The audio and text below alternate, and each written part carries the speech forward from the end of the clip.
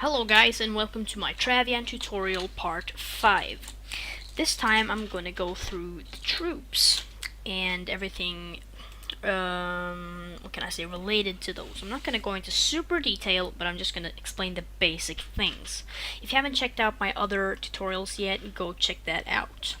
So, first of all, to train troops, the first thing you're gonna need is barracks. Now I don't have this in this city, but I'm gonna go onto my American server, my account there, and I'm gonna show you there. So this is basically my city there, and I'm gonna show you my third town here, which I have my barracks right here.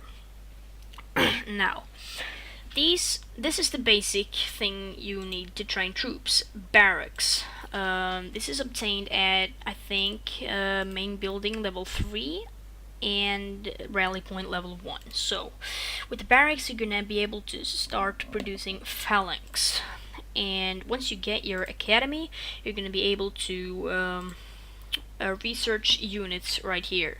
So you can research swordsman, pathfinder if you have different things, and to research other troops you need certain things right here. So that's basically the same as the other troops. So there are barracks, stable, and workshops. Now I'm gonna go through the goals only because this is the goal tutorial. So to overview, and we go through the goals. Now first up is the phalanx. This is the most basic unit. It's very cheap, as you can see here, and it's a defensive unit. So if you're getting attacked a little, this is going to be a handy troop, and it's also okay for raiding a little because it can carry 35 resources. The next one is swordsmen. This is what I use to raid people. They can carry 45 resources. They're pretty strong and they're pretty cheap as well.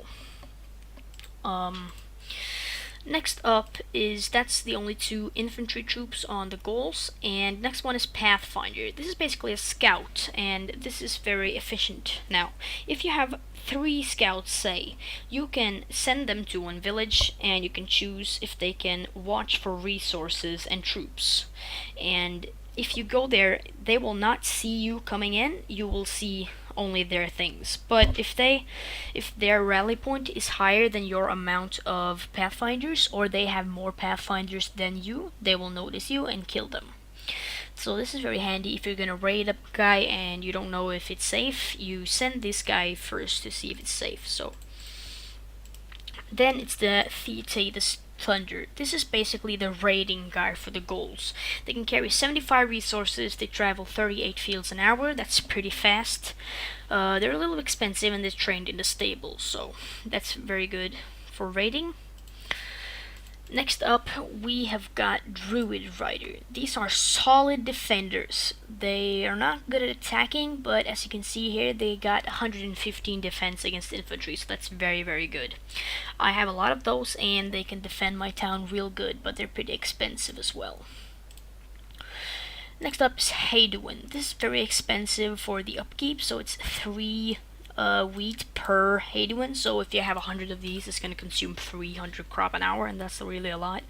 They can carry a lot of resources, and they are very strong. Here, as you can see, 140 attack power and 165 defense against cavalry. So that's very good, but they're also very expensive.